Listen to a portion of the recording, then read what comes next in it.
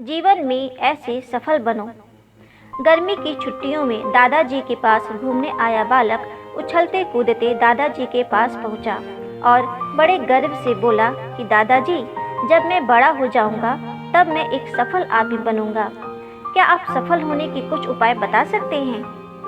दादाजी ने हाँ में सर हिला दिया और बिना कुछ कहे लड़के का हाथ पकड़ा और उसे करीब की पौधशाला ले गए। वहां जाकर दादाजी ने 2 छोटे छोटे पौधे खरीदे और घर वापस आ गए।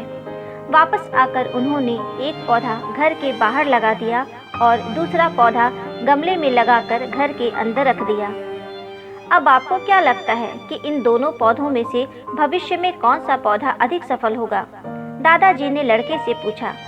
लड़का कुछ समय तक सोचता रहा और फिर बोला, घर के अंदर वाला पौधा ज़्यादा सफल होगा क्योंकि वो हर एक खतरे से सुरक्षित है, जबकि बाहर वाले पौधे को तेज धूप, आंधी, पानी और जानवरों से भी खतरा है।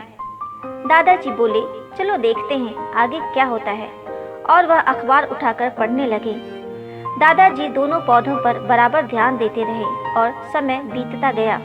3-4 साल बाद जब एक बार फिर वह लड़का अपने माता पिता के साथ गांव घूमने आया, तब अपने दादाजी को देखा तो देखते ही बोला, दादाजी, पिछली बार मैंने आपसे सफल होने के कुछ उपाय पूछे थे, पर आपने तो कुछ भी नहीं बताया था। इस बार आपको कुछ बताना ही होगा।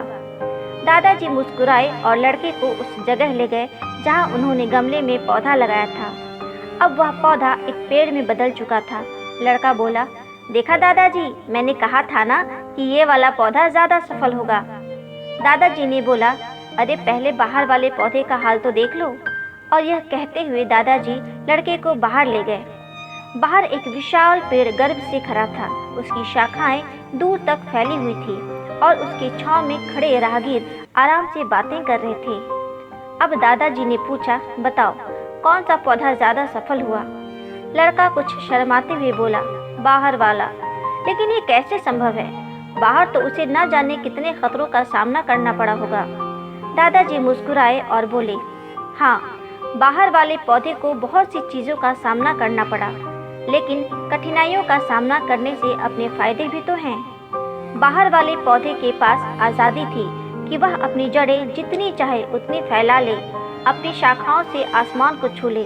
और तुम जिस आंधी तूफान को इस पेड़ के लिए मुसीबत समझते थे, उस आंधी तूफान ने ही इस पेड़ की जड़ों को इतना मजबूत बना दिया है कि आज कोई भी आंधी तूफान इस पेड़ का कुछ भी नहीं बिगाड़ सकता।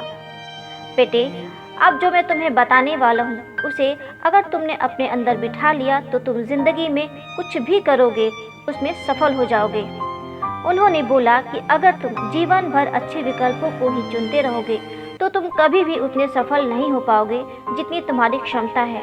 लेकिन अगर तुम तमाम खतरों के बावजूद इस दुनिया का सामना करने के लिए तैयार हो तो तुम्हारे लिए कोई भी लक्ष्य हासिल करना असंभव नहीं है। लड़के ने लंबी सांस ली और उस पेड़ की तरफ देखने लगा।